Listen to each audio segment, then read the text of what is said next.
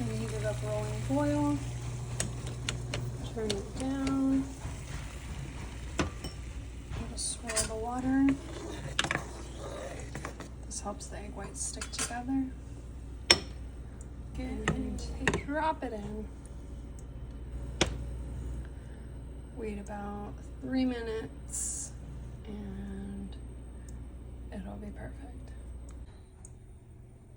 The middle's taking its time.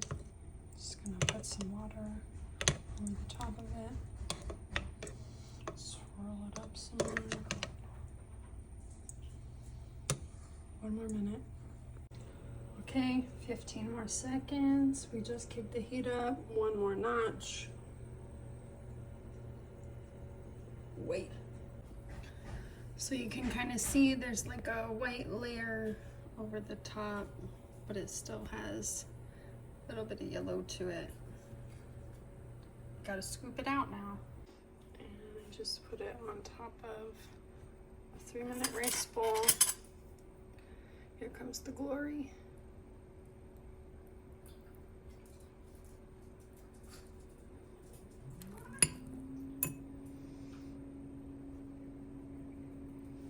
Enjoy.